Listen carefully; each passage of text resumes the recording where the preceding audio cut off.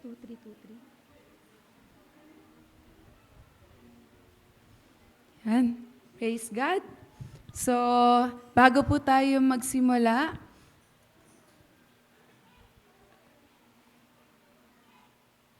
tayo po muna ay manalangin. Dahil ito na po, tayo ay dadako sa ating Word of God. Alam ko na ang sarap umupo, pero mas masarap makinig. Tama, tama. So, dahil tayo ngayon ay nasa paaralan, tayo ay nasa ospital ng Diyos, ito yung oras para magpalakas. Diba? Kasi sa labas nga daw, yun talaga yung battlefield eh. Kung saan doon tayo nakakaranas ng maraming iba't ibang klase ng pagsubok. Pero dito ngayon, dito tayo magpapalakas. So, alam kong masarap umupo, alam kong masarap yung katabi mo, pero mas masarap ang makinig sa salita ng Diyos. So ngayon, yun po yung gagawin natin. Tayo po ay panandaliang lumuko at manalangin. Lord, dakilang Diyos na makapangyarihan sa lahat. Ama, salamat po. Salamat, Panginoon, sa kabutihan mo. Salamat po, Lord God, sa katapatan mo. Salamat dahil ganyan kang klase ng Panginoon. Kailanman, Lord, hindi mo kami sinumbatan at hindi mo kami tinalikuran, Panginoon. Kahit na ilang milyong beses kami na nadarapa, nagkakamali, ilang beses kami, Lord God, na nagpapakita ng hindi maganda, Panginoon, but still, tinuturing mo pa rin kaming mga anak. At katulad ng isang ama sa kanyang anak, hindi natatapos yung pagmamahal mo para sa amin. Hindi nagbabago yung pagtingin mo sa amin, God, sa kabila ng aming mga nagagawa. Kaya, Lord, salamat. Sorry at salamat, Panginoon. Sorry sa lahat, pero salamat sa lahat. Nawa, God, sa oras na ito, buksan mo ang aming puso't isipan. Linisin mo ito, Lord God. Tanggalin mo lahat ng nakabara dito. Alam ko, maraming barado. Pero merong dugo na dumanak sa krus ng Kalbaryo para lahat ng barado ay matanggal dito sa puso ko, dito sa puso ng bawat isa. Kaya Lord, nawa ikaw po ang manguna, ikaw lamang ang magsalita. Alam ko, Lord, na ako isang mikropono mo lamang at ikaw ang patuloy na magsasalita sa oras na ito. Salamat, Panginoon, sa iyong karangalan, sa iyo ang trono, sa iyo ang kaluwalhatian, sa iyo lamang, Panginoon, dahil wala nang ibang Diyos na katulad mo, isang Diyos na tapat, mabuti at tunay ang pagmamahal. Salamat, O Diyos. In Jesus' name we pray. Amen. So, ngayon, yung pagbubulay-bulayan natin na salita ng Diyos, pero, dadako muna tayo sa pinaka-common na pangako. Ano na ba yung mga pangako na narinig nyo sa tanang buhay nyo? Sige nga, malalaman natin kung sino yung maraming nangako. Yung mga maraming nakatanggap ng pangako. Yan. Napako na ate. Oy, wag kang mag-react. Malalaman nila na maraming nangako sa'yo. Ano ba yan? Nagre-react agad. O, sino po yung may mga natanggap ng pangako? Alam ko na. Ito yung pinaka-common na pangako. Magbabayad ako sa katapusan. O, diba? O, bukas, makalawa, magbabayad ako. Diba? Sino na yung mga nakarinig ng ganon? Sasali ko yung bote. O, diba? Hanggang ngayon, hindi pa daw nasa ole. Ala, uy, wag ka naman ganyan. Baka kami din yun. Meron ba tayo dyan sa gilid? Diba? So, ano pa yung mga pangako na sobrang common nating naririnig? Nako, alam na alam, parang puro tindahan yung ano natin ngayon.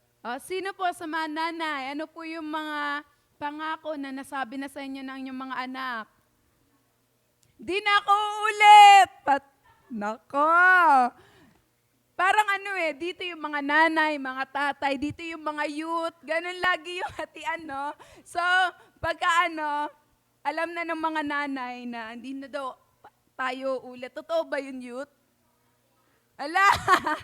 Yan. So, di ba, marami tayong mga pangako na naririnig. So, ano pa yung mga common na pangako? Bakit ganun nasabi niya na agad? Ang pinaka gamit na gamit din na pangako ay ang salitang sinabi din ni Kuya. Sabi niya, hindi kita... grabe naman. Bakit masyadong personal? Di ba nasa church na? Bakit laging parang personal? May pinapatamaan ba to di ba? Broken hearted ba to? Yan. So, mamaya na tayo mag-usap niyan tungkol dyan. Pero kasi, ito yung pag-uusapan natin ngayon. Diba? Makibasa po muna kayo sa akin para maintindihan nyo kung ano ba yung sinasabi sa oras na ito. Sabi po sa Hebreo 13, verse 5 hanggang 6, dito po iikot ang ating talakayan.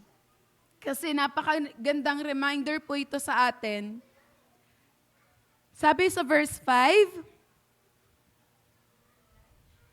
okay, sa English, tapos mamaya po basahin natin sa Tagalog. Your life should be free from the love of money. Be satisfied with what you have. For He Himself has said, I will never leave you or forsake you. Verse 6 po. Sabi niya, therefore, we may boldly say, the Lord is my helper. I will not be afraid. What can man do to me? Yan po. So yan yung pag-uusapan natin ngayon. Isang common na verse, pero napakalaking halaga nito.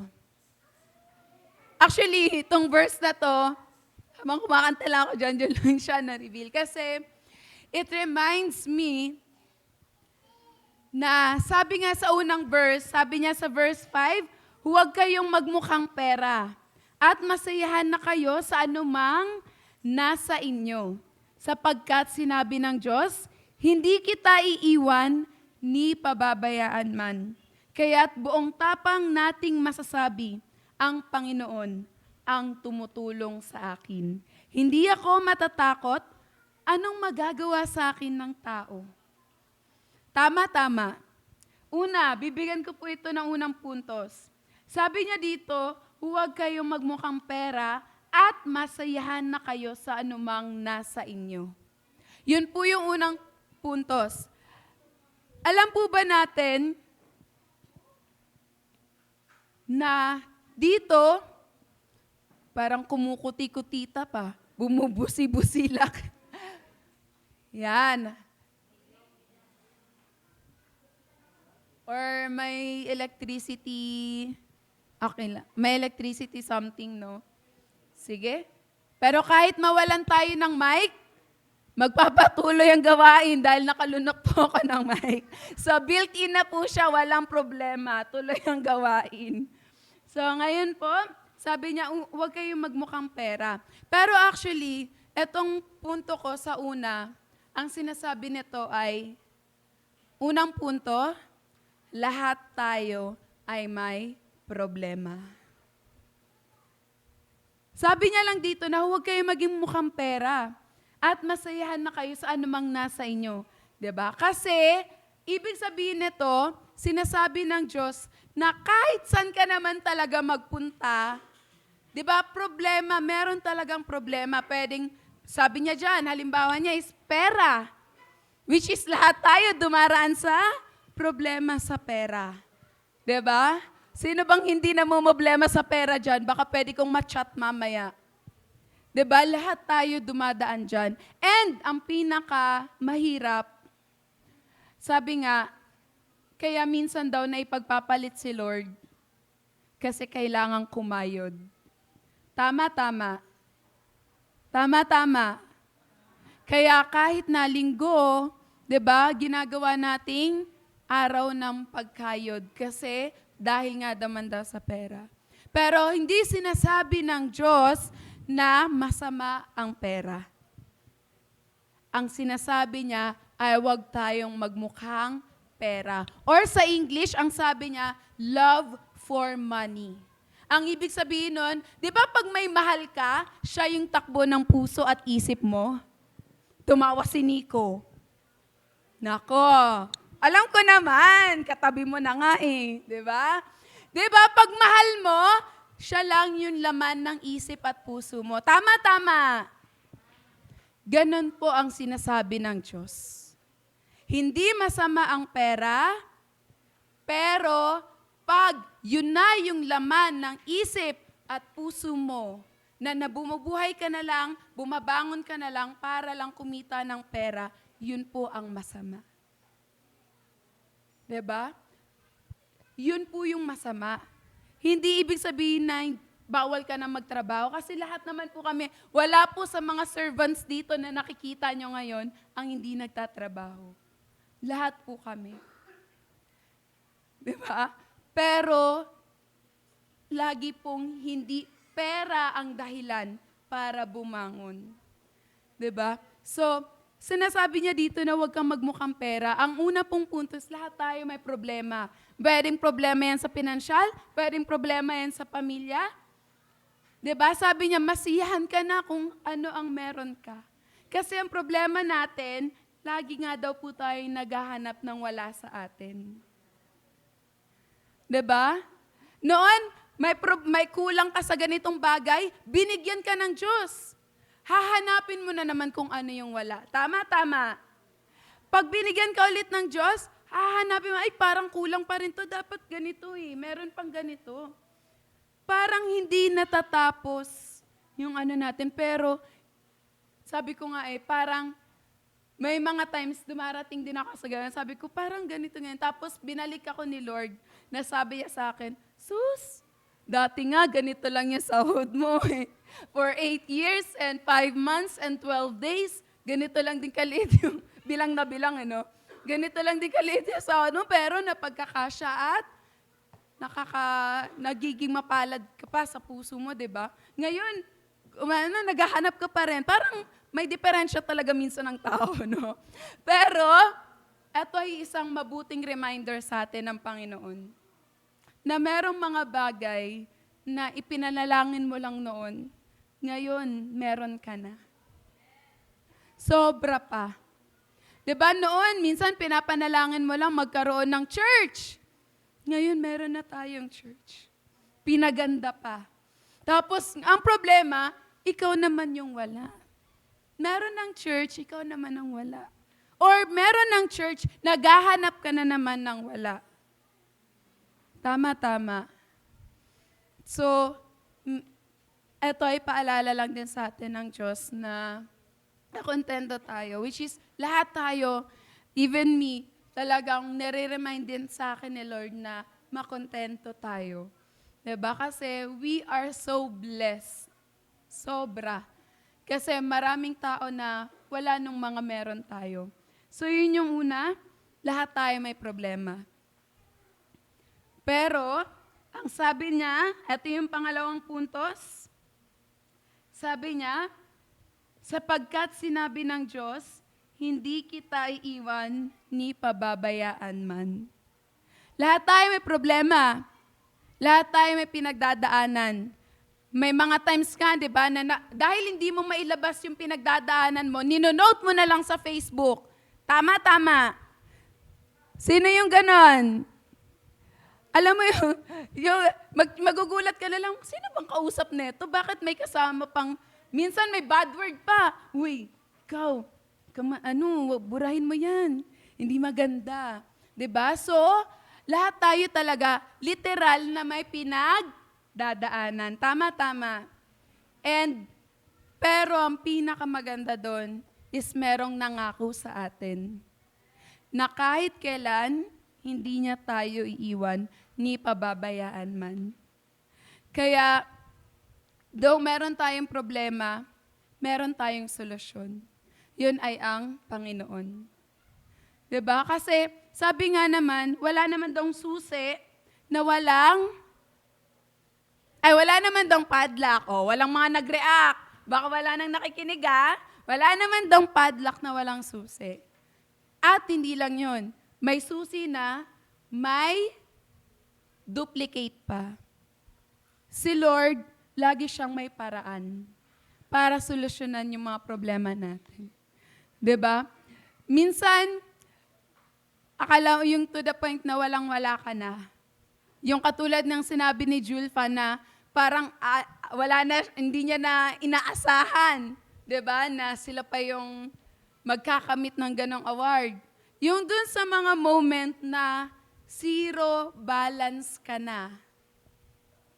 Dun sa mga moment na wala ka na talagang ibang matakbuhan, na reject ka na ng lahat, kahit ng mga taong inaasahan mo, at kahit ng mga taong mahal mo, meron pa rin gagamitin at gagawin ang Diyos para tulungan ka sa sitwasyon mo. Yun yung pinakamaganda kay Lord. Kasi, though lahat tayo dumaraan doon, may mga times na ayaw na nating bumangon. Tama.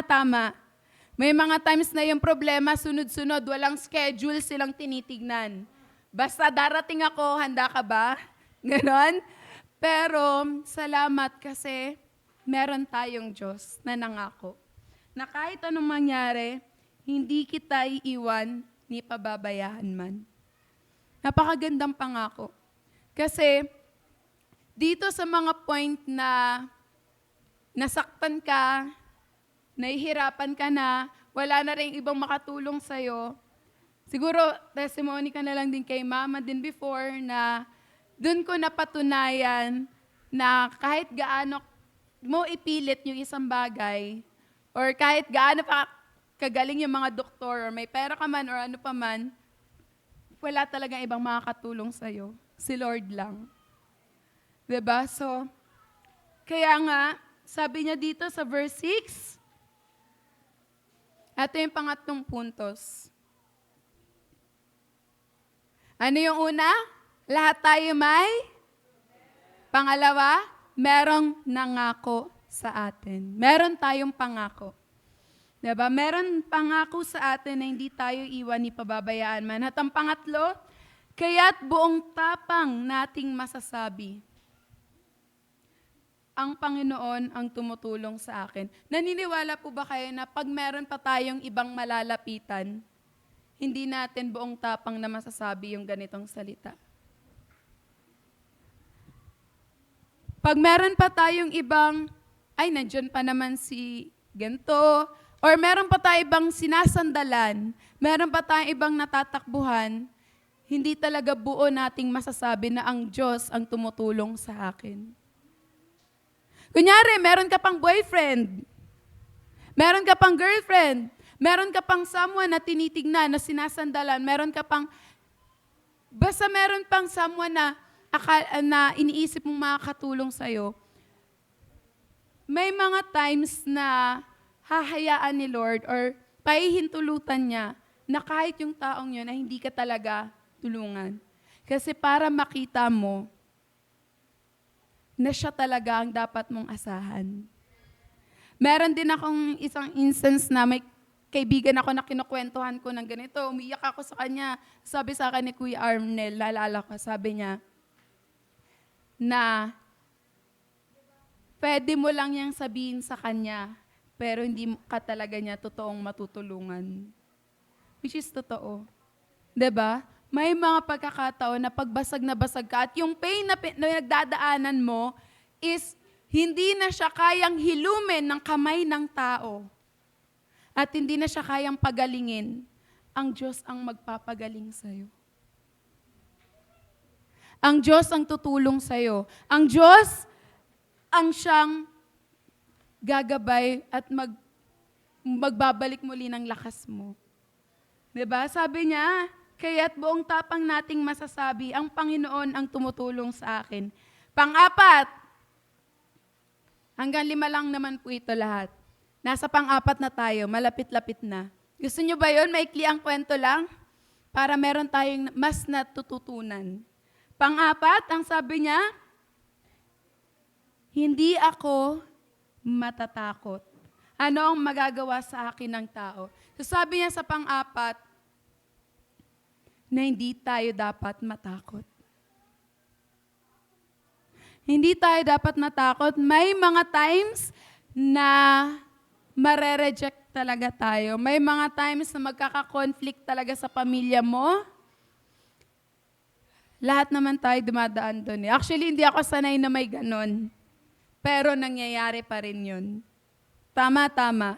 Na kahit minsan gano'n kayo ka-close, gano'n kayo ka-ano, may mga times talaga, kasi hindi naman talaga tayo perfecto. Pero kahit gano'n, meron pa rin, sa panghuli, di ba meron siyang sabi na hindi dapat tayo mangamba kasi hindi niya tayo iwan at hindi niya tayo pababayaan. At ito din sa panghuling verse ng 6, sinasabi niya na hindi din ako matatakot. Kasi, di ba, ano ang magagawa sa akin ng tao? Kumbaga, yung confidence natin ay hindi sa tao, kundi sa gumawa ng mundo. Kasi may difference po yun. Ba? Ang tao talaga nagfi-fail. Ang tao talaga masasaktan tayo. Ang tao talaga minsan nakadepende rin sa mood, lalo na pag walang mga tulog. Tama. 'Di ba? May mga times talaga na hindi rin okay yung puso. So may mga times na hindi talaga kayo magkakatugma-tugma ng gusto. Ganon, 'di ba? Kahit sa mga mag-asawa, 'di ba? Hindi always good. 'Di ba? There always a time na talagang magkakaroon ng problem. Pero ang sabi niya, hindi ako dapat matakot.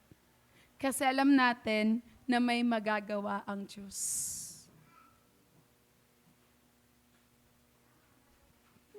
Merong isang kwento na natatawa din ako. Nasa kantin at ako nun. Tapos merong isang bata na may ginagawa siyang puzzle ata yun. So dahil nga bata siya, hirap na hirap siyang gawin yun. Ay, hindi pa puzzle yun. Rubik's Cube pala, sorry naman. Rubik's Cube, hirap na hirap siyang gawin yun. Kasi nga, di ba, bata pa siya. Pero, nung hindi niya nakaya, binigay niya sa papa niya. And yung papa niya, parang ilang kibot lang ng papa niya, nakuha na agad. At nabuo agad ng papa niya. So yung buhay din natin, ganun din. May mga times na magulo yung buhay natin. Tama. May mga times na magulo yung isip natin. May mga times na, yan, katulad ng ilaw natin ngayon, gumaganon-ganon yung natin. 'Di ba? May mga times na ganyan. May mga times na hindi kayo magkakasundo. Kahit naman sa church 'di ba? We are never, sabi nga ni Ate Hazel, meron kaming sabi niya doon, naghahanap kasi siya ng perfectong church. Pero sabi doon is, wala naman talaga. Kasi wala naman talagang perfectong church. Wala din kasi perfectong tao. 'Di ba? Pero, ano yung dapat magbuklod sa bawat isa sa atin? Yun ay ang pag-ibig ni Kristo. 'Di ba yung kapatawaran, pagkakaunawaan, 'di ba pagtanggap sa kamalian ng bawat isa, sa pagkukulang, sa pagkadapa, hindi naman tayo nandito para magbilangan daw or magsumbatan or ano pa man. Nandito tayo para magmahalan. So sabi niya, ano ang magagawa sa akin ng tao? So may mga times na mag-fail talaga. Pero thank God, ang mahawak ng buhay natin ay hindi tao, kundi ang Diyos. Siya yung magdedetermine ng magiging buhay mo. 'Diba? Kahit nga daw gaano tayo sirain ng tao, kahit gaano tayo basagin, yurakan, pahirapan, hindi naman ako mapapanood ng TL ko, no?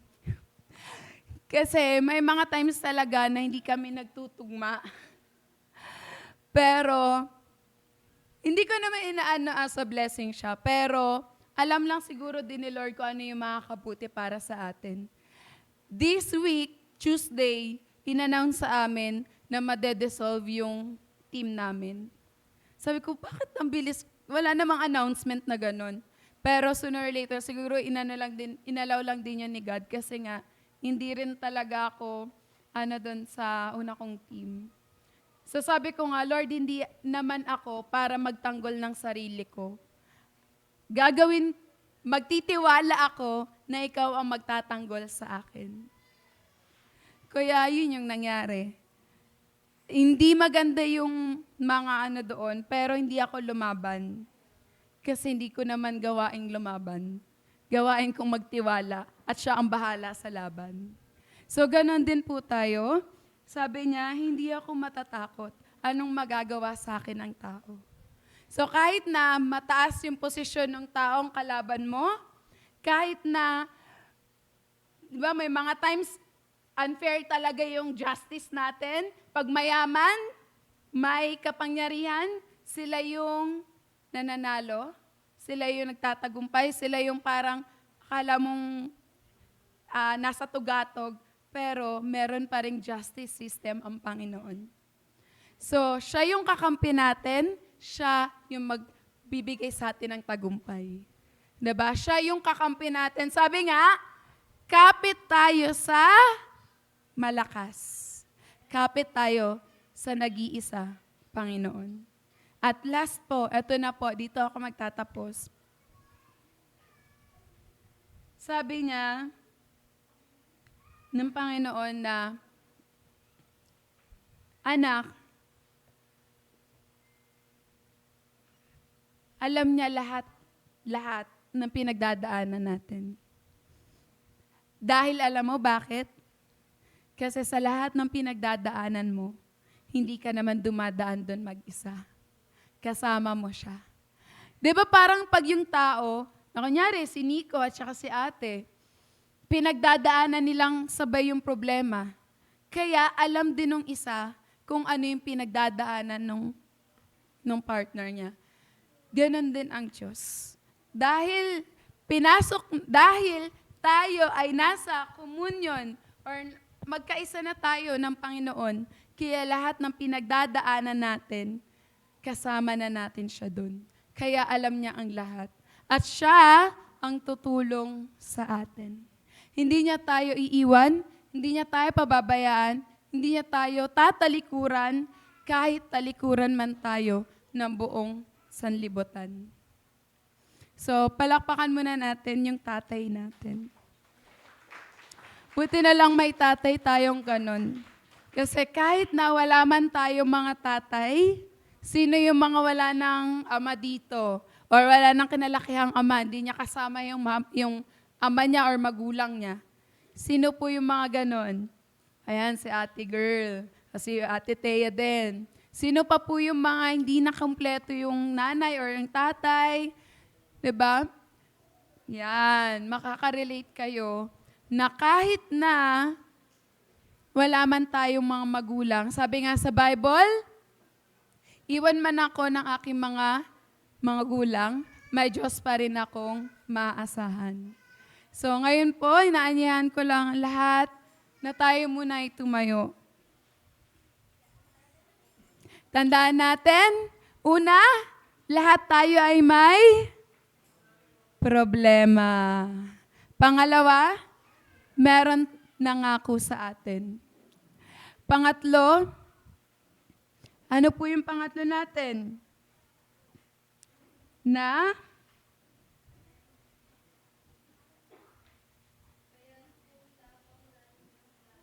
ang Diyos ang tumutulong sa atin.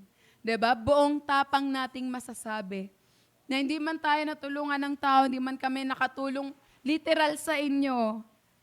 Pero ang Diyos ang tumutulong sa bawat isa sa atin. Diba? Kung may sakit ka man ngayon at hindi mo yun masabi, actually maraming tao ayaw magpa-check up. Tama. Kasi ayaw na lang malaman kung ano yung totoo. Diba? Kasi parang minsan dun pa tayo nasasaktan eh. Pag nagpapa-check up tayo, kahit ako siguro kung ano, hindi rin ako. Pero buong tapang nating masasabi na ang Diyos ang tumutulong sa atin. Siya yung nagpapagaling sa atin every time na meron tayong sugat na hindi kayang hilumin ng kahit sinong mga tao. Siya yung kaagapay natin sa mga sitwasyon na hindi na natin alam kung paano lumakad. At every time na nadadapa na tayo at hindi na natin kayang bumangon, lagi lang nating alalahanin na merong Ama at nag-iisang Diyos na nakabuka yung kamay at handa kang yakapin para ka makabangon ka ulit. So, iniwan ka man ngayon ng mahal mo sa buhay. Iniwan ka man ngayon ng pera. Kasi parang bigla na lang naglaho na wala. Minsan tinignan mo yung laman ng wallet mo. Hindi mo na makita kung meron ba siyang laman. May mga pagkakataon na wala ka nang maisalang para sa hapunan nyo, buong pamilya. May mga times man na wala ka na kahit pamasahe mo. Diba? May mga times na meron kang pamasahe, papunta lang, wala nang pauwi. Kaya sobrang hirap ng buhay. May mga pagkakataon man na nasasaktan ka ng mga taong nangako sa'yo. May mga pagkakataon man na nabibigatan ka na sa pag-aaral mo, nabibigatan ka na sa pamilya mo, nahihirapan ka na at wala ka nang matakbuhan. Merong isang nangako sa'yo na hindi kita iiwan at hindi kita pababayaan kailanman. So alam ko, etong word na ito ay very commonly used. Pero meron lang talagang isang tao at isang Panginoon na may karapatan magsabi ng mga salitang ito. Yun ay walang iba kundi ang Diyos. Kasi kahit ang magulang natin, may oras lang sila. Kahit yung mga taong inaasahan natin, meron din silang hangganan. Kahit yung resources natin, mauubos yan at mawawala. Pero yung pag-ibig sa'yo ng Diyos, kahit kailan, hindi mababawasan. At kahit kailan, hindi ka niya susumbatan. So napakapalad natin. Hindi tayo katulad ng ibang tao na ang kaligayahan nila ay inuman. Ang kaligayahan nila ay mga bisyo. Na ang nagbibigay sila sa kanila ng comfort ay yung mga bagay lang dito sa mundong ito. Kasi kung yun lang yung kaligayahan natin, yun lang yung bagay na inaasahan natin, kung yun lang tayo nakatingin, at kung yun lang yung mga bagay na meron tayo, wala tayong matibay na pundasyon. Kasi lahat ng yun ay pwedeng maglaho. Pero salamat, dahil yung Diyos natin ay napakalaki. Salamat dahil yung Diyos natin ay laging nandyan. Hindi siya absent. He's always present. Dun sa mga pinagdadaanan natin, kung pakiramdam mo na pag-iwanan ka na ng panahon, kung pakiramdam mo, parang lahat na lang nag-improve, ikaw nandito ka pa rin. Kung pakiramdam mo, walang nagmamahal sa'yo, at walang makakaunawa at tatanggap sa'yo. Nandyan yung Diyos na mamahalin ka sa kabila ng lahat. Yung karumihan natin, hindi yun nagiging hadlang para hindi tayo mahalin ng Diyos. Kundi yun ay nagiging patunay ng laki at lawak ng pagmamahal niya sa atin. Na kahit gaano karami at gaano man kaitim ang kasalanan natin, kaya niya pa rin tayong mahalin at tanggapin. At gusto niya tayong baguhin para mas maging better person. Ganong klase ng pag-ibig yung dapat alam natin na meron tayo sa Panginoon. So ngayon, kung ikaw man yung tao na pakiramdam mo, nag-iisa ka, pakiramdam mo, walang nakakaunawa, pero lagi mong isipin na merong nangako sa'yo. At huwag kang matakot, huwag kang mag-alinlangan, huwag kang mahihiyang lumapit sa Diyos. Kasi ang Diyos, hindi siya katulad ng mga artista, gobernador, at kung sino pa mang mga matataas na tao.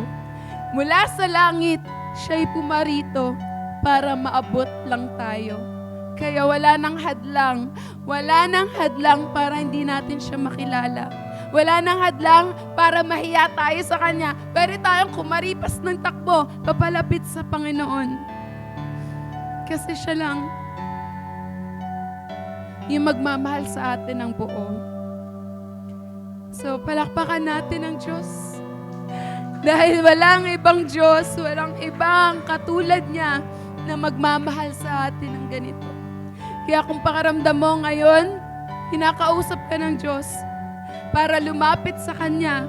Sinasabi niya sa iyo na mahal ka niya at walang nagpabago ng pagmamahal niya sa iyo. Kahit gaano kalaki, kahit gaano kabigat, kahit gaano kalawak yung naranasan mo, yung mga kasalanan natin, hindi yun hadlang para hindi tayo mahalin ng Ama natin. Lumapit lang tayo sa Panginoon. Magpakumbaba lang tayo sa Kanya.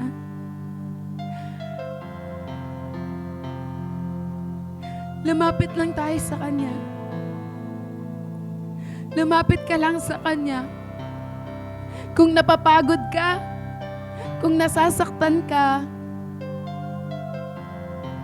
kung pakiramdam mo ubos ka na, wala ka ng direksyon, merong isang nangako. I have the final say, says the Lord. Siya ang may huling masasabi sa buhay mo. Siya lang yung may final say, may final decision sa buhay mo. At pag nagdesisyon siya sa buhay mo, mangyayari yun. Kahit na gaano ka-imposible. Kaya lumapit ka lang. Magpakumbaba ka lang. Alalahanin mo yung mga nagawa mo mang kasalanan.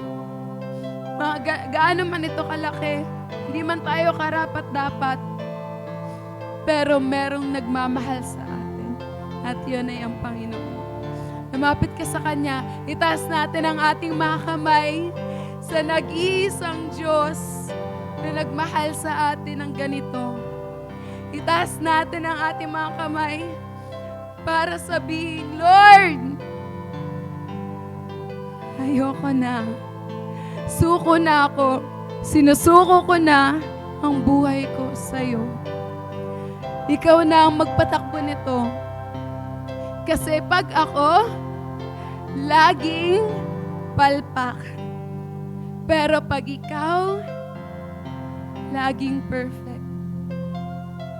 Lord, sa dami ng kasalanan ko, sa dami ng pagkukulang ko, sa dami ng liku-liku kong landas, ikaw pa rin na hindi napapagod. Kaya Ama, nandito ako ngayon, nagpapakumbaba. Gusto kitang tanggapin sa buhay ko. Gusto kitang makilala. Sino ka nga ba talaga? Bakit baliw na baliw ang mga anak ng Diyos para sambahin ka? Kasi ganun ka din sa amin, Panginoon. Ganun mo rin kami minamahal. Kahit hindi kami karapat-dapat, Lord. Lord, ngayon kung sino man yung mga gusto kang makilala, I know and I pray, Panginoon, na may gagawin ka sa kabuhay nila. Hindi matatapos to sa ngayon lang. Hindi to matatapos na first date nyo lang, kundi magkakaroon sila ng banal na kauhawan sa iyong presensya. Hahanap-hanapin ka nila ang iyong mga salita.